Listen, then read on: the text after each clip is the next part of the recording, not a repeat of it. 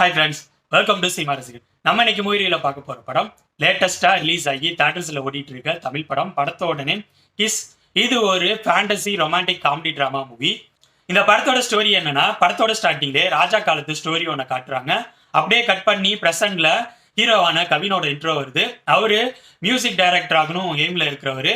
அவரோட அம்மா தேவயானி, அப்பா ராவ் ரமேஷ், இவருக்கு ஒரு தம்பியும் இருக்கான். இவங்களுக்கு சொந்தமா ஒரு சூப்பர் மார்க்கெட் இருக்கு. அதை கவின் பார்த்துட்டு இருக்காரு. ஒரு கட்டத்துல ஹீரோயின் மூலம் கவினுக்கு ஒரு பழங்காலத்து புக்கு ஒன்று கிடைக்குது. அந்த புக்கு அவர்கிட்ட வந்து சேர்ந்ததுலேருந்து அவரு லவ்வர்ஸ் யாராவது கிஸ் பண்றதை பார்த்தா அவங்களுக்கு ஃபியூச்சர்ல என்ன நடக்கும் அப்படிங்கிறது இவருக்கு விஷனா வருது. இவருக்கு ஒண்ணுமே புரியல. இதுக்கப்புறம் படத்தில் நடக்கிற சம்பவங்கள் என்னென்ன, இந்த சூப்பர் பவர்னால அவரு தெரிஞ்சுக்கிற விஷயங்கள் என்னென்ன, அந்த பழங்காலத்து புக்குக்கும் கவினுக்கும் என்ன சம்பந்தம், படத்தோட ஸ்டார்டிங்ல காட்டின ஸ்டோரிக்கும் கவினுக்கும் என்ன சம்பந்தம், இந்த மாதிரி பல கேள்விகளுக்கு ஆன்சர் சொல்ற படம் தான் கிஸ்.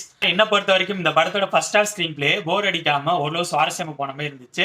செகண்ட் ஹாஃபோட ஸ்கிரீன் பிளே எனக்கு பெருசா ஒர்க் அவுட் ஆகவே இல்லை. ஃபர்ஸ்ட் ஹாஃப் செகண்ட் ஹாஃப் ரெண்டுலையும் இந்த படத்துல வந்த காமெடி சீக்வன்சஸ் எனக்கு நல்லா ஒர்க் அவுட் ஆயிருந்துச்சு.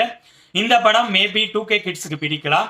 அப்புறம் வித்தியாசமான கதைக்களத்தோட ரிலீஸ் ஆகிற ஃபேண்டசி காமெடி லவ் டிராமாஸ் விரும்பி பார்க்குற ஆடியன்ஸுக்கு இந்த படம் பிடிக்கலாம். இந்த படம் இப்ப தியேட்டர்ஸ்ல ஓடிட்டு இருக்கு. இந்த படத்துல 2-3 இடங்கள்ல லிப் டு லிப் கிஸ் அடிக்கிற மாதிரி சீன்ஸ் இருக்கு.